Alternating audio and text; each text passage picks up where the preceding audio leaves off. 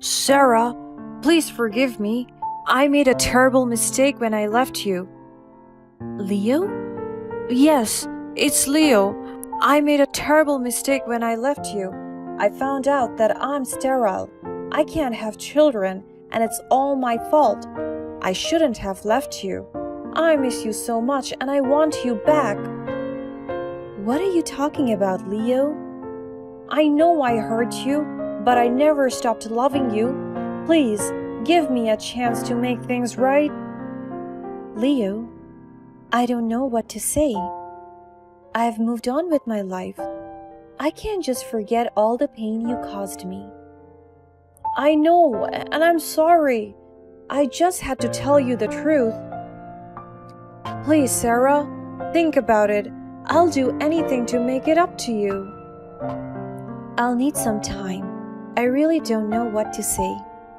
I'm happy now, Leo. I am in a new relationship. What? You've moved on already? How could you do this to me?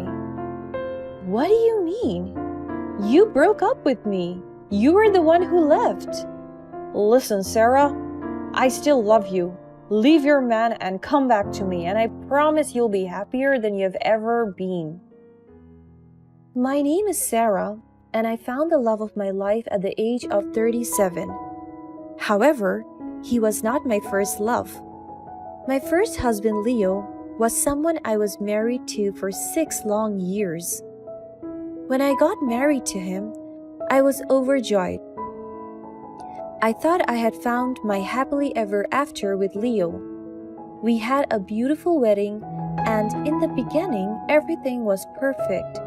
We were both so in love and happy. We traveled together, explored new places, and made wonderful memories. But as time went by, things started to change. After a few years of trying, we discovered that I was unable to bear children. The news was a devastating blow to both me and my ex-husband Leo. We had always dreamed of starting a family together, and the realization that it may never happen was heart-wrenching. At first, Leo tried to be open to other options like adopting or a surrogate, but as time went on, he began to change. He became distant and withdrawn, spending more and more time with friends and less time with me. Whenever something in his life didn't go well, he would blame it on me. He constantly put me down and made me feel like I didn't deserve to be happy just because I couldn't bear children. One day, Leo sat me down and told me that he wanted a divorce. I was shocked and utterly devastated. I couldn't believe that the man I had loved and devoted my life to was leaving me because of something that was beyond my control. As the weeks went by, our friends began to take sides, and it felt like everyone was on Leo's side. He was an extremely sociable and likable person, and I began to feel like an outsider in my own life. The divorce was painful and left me feeling lost and alone. I struggled to find my place in the world and wondered if I would ever find love again. But despite the pain, I knew deep down that I deserved to be happy. I spent some time focusing on myself and my own happiness. I started a new job, joined a yoga class, and reconnected with my childhood friends. And then, as time went by, I started to gain back confidence and that happy glow. It was as if the universe wanted to reward my progress with something meaningful and long-lasting. One day, I met someone new. His name was David, and he was kind, gentle, and understanding. We started dating, and I felt like I was finally able to let go of the pain of my divorce and start moving forward. Of course, I was hesitant and scared at first. After all, my previous marriage had ended in heartbreak and divorce. But David was different. From the moment we met, I felt like we had a deep connection. He listened to me, understood my fears and insecurities, and never judged me. He was patient and kind, and I felt safe with him. As we continued to form a deep connection, I began to realize that David was the love of my life. He made me laugh, challenged me, and supported me in ways that I never thought were possible. Before I knew it, we were talking about getting married. I was ecstatic, but also a little afraid. What if history repeated itself? What if I couldn't give David the family he wanted? But David reassured me that he loved me for who I was. And so, we agreed that we would take it slow. We moved in together and started planning to get married when we were ready before adopting a kid. Everything was perfect until one day. I was sitting alone in the living room when the phone rang. I was taken aback when I saw the numbers on the screen.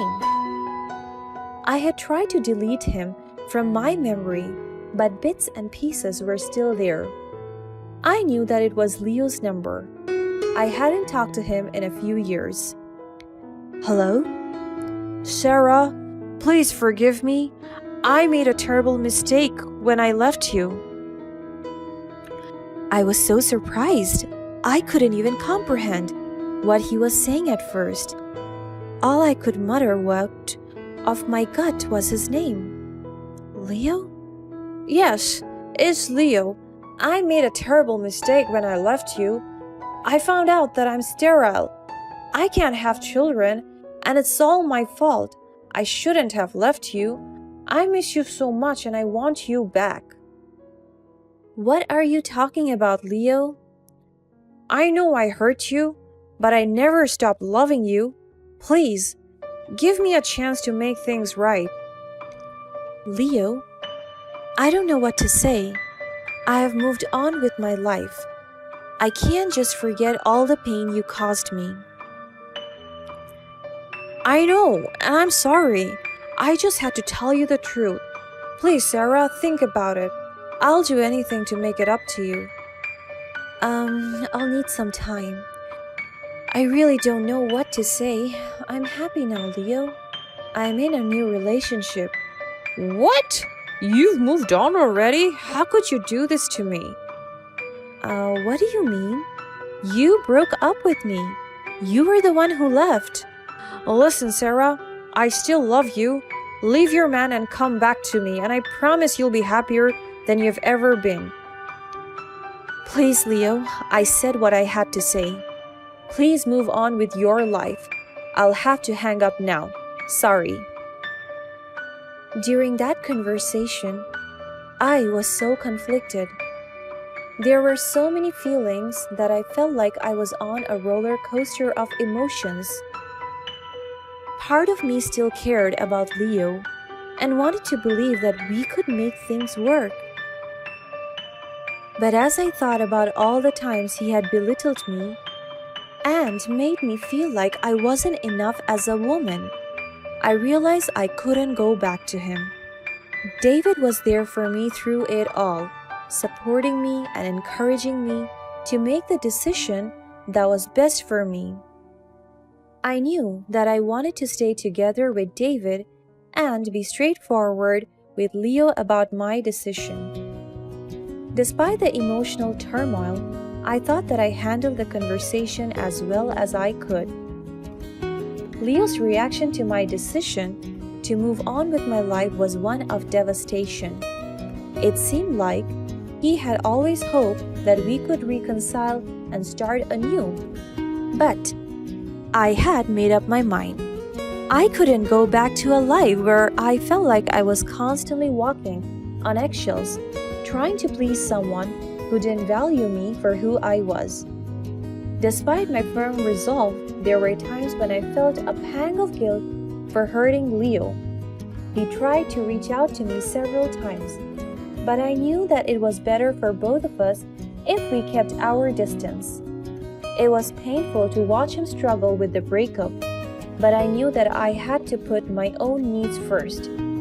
Despite my best effort to avoid him, we still occasionally ran into each other in town. After our divorce, he moved away to a different city, and that's why I never bumped into him before. But now that I saw him so often, I suspected that he might have moved back. Each time I could see the pain and devastation in my eyes. But everything was too late. I had moved on and found happiness with someone else. One day when I was at home alone, I heard the bell ring. For some reason, I immediately felt alert as if my gut feeling was trying to tell me something. Despite those feelings, I still went and opened the door, and to my absolute surprise, there he was, standing in front of me. It was Leo. As I saw Leo at a close distance for the first time in so many years, I couldn't help but notice how much he had changed. His once thick dark hair was now thinning and graying at the temples, and he had put on a few extra pounds. I couldn't believe that someone would change so much in just a few years. While I had been looking more alive than ever, it seemed like our divorce didn't work too well for him. He started to speak. His voice had grown deeper with age, as if he had been smoking. I felt a pang of sympathy for him, but I couldn't help but keep my guard up. Sarah, hi. How have you been? Good. How did you know my address? We have a lot of common friends, remember? I don't talk to any of them anymore. Well, that's a shame. They still care about you. I honestly doubt that. Listen, Leo, why are you here? You know that I'm living with someone. I know, I'm just here to reconcile. It would be nice if we could be friends. I'm sorry, I cannot do that. Come on, Sarah, don't you want to leave the past behind? Please move on, Leo. I'm really happy right now. Goodbye. I was really close to closing the door in front of him, but he reached out and blocked it. I was taken aback and my heart started to beat like crazy. When I looked at Leo's face again, I recognized the man that I knew. The selfish, angry look that I would never forget. I felt like I was in danger. I have something to show you. Just let me in. No, Leo, you are not coming into my house. I'm calling the police. Very well then. If you want to play hard to get, I'll just show you here. Leo reached into his pocket and pulled out a bunch of photos. My heart sank when I went through each of them. There were multiple pictures of us in bed together when we were married. As I was still in shock, Leo kept talking. I could send them out to other people, you know, including your new darling. But there's a way for you to make it up to me. You could just give me half of the house's worth of money. I need some help right now, but I'll leave you alone as soon as you give me what I want. I was still looking at the pictures in my hands, shaking uncontrollably.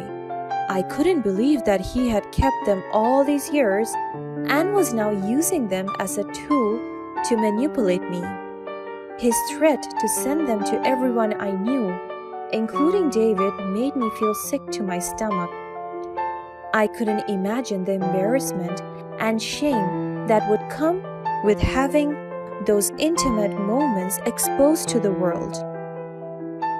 As if that wasn't enough, Leo's demand for half of the value of our old house was cruel. It was a blatant attempt to take advantage of me and the situation. I knew that I couldn't give in to his demands, but I also couldn't risk having those pictures leaked. I felt trapped, like there was no way out. But I knew that I had to stand up for myself before anything. I am not doing that, Leo. I owned that house before we even got together, and it was rightfully mine. Be careful with your decisions, Sarah. Do you really want the world to see these pictures? I cannot give you the money, that's all. And I'll not leave you alone until you do. After that, Leo turned around and walked away, leaving me in disbelief. I couldn't wrap my head around the fact that the man I once loved was standing in front of my door to blackmail me after leaving me when I needed him the most. Leo was not just a terrible partner, he was a terrible human being. And it was high time I saw him as who he really was. After my encounter with Leo, I was feeling really shaken and vulnerable. The thought of those pictures being exposed was constantly on my mind, and I couldn't shake off the feeling of dread that had settled deep within me. Just when I thought things couldn't get worse, the next day, I received a call from the adoption center where my and David's profile was being considered. They informed me that someone had made a complaint against me, accusing me of having abusive traits. As a result, they had to put my profile on hold, and I was not allowed to take on any new adoption interviews until the investigation was completed. My heart sank as I heard the news. I had dedicated my life to being the most loving person I could be, in spite of all the pain Leo caused me in the past. And so, being accused of abuse was beyond comprehension. I knew that Leo was behind this and that he had somehow found a way to make my life even more difficult than it already was. Just when I thought there was no way out, I found hope in David. When he learned about what happened, he was furious. He was a well-trained lawyer, so he was adamant about helping me sue Leo. I didn't even mind the photos Leo had of me. He simply threw all of them away in the trash. It was really hard for me to tell him all of the details, but he was there for me through it all. Thanks to him, I was able to stay strong for what was to come. The few days after that, Leo kept texting me, demanding that I give him what he wanted. He threatened to post the pictures online if I said no again, and even went as far as to call me names and belittle me. For a moment, I felt myself caving in. The fear of those pictures being exposed was too much to bear. But then, with David beside me, I stayed calm and thought hard about the matter. I realized that Leo was only begging to be back with me because he was broke and needed someone to financially support him. He didn't care about me or our past together. He only cared about what he could gain from me. I took a deep breath and mustered up all the courage I had left. I texted Leo back, telling him that I would not be giving him anything and that if he continued to harass me, I would involve the authorities. I also mentioned how much a lawsuit would cost him if he posted them online. They would have concrete proof that my claims were right and he would lose the case. Just as I thought, he backed off for a few days. Then, with the help of David, I decided to sue Leo for harassment and blackmail. I had kept all the messages that Leo had sent me when we were married, proving him to be extremely verbally abusive. It was hard to read through them, to relive the pain and suffering that I had endured. But I knew that they would be crucial in the case against him. David helped me hire a great marital lawyer and filed a lawsuit against him, seeking justice for all the wrongs he had done to me. The case was long and grueling, but in the end, justice was served. With all the evidence stacked against him, Leo was forced to pay a large sum of money or face the consequences in jail. The pictures he had of me were soon confiscated, and I never had to see them again. Leo's true colors were exposed in front of all our friends and family. Many of our old friends reached out to apologize to me for taking Leo's side before. It was nice to reconnect with some of them, but I kept my distance nevertheless. I wanted to spend more time and energy on my little family. With my name cleared, David and I adopted an adorable kid together. We planned for a beautiful wedding and a happy, harmonious life ever after. It has been the life that I had ever dreamt about, with the man that's almost too good to be true. I love my life right now, and I can't wait for all the amazing things the future has in store for us.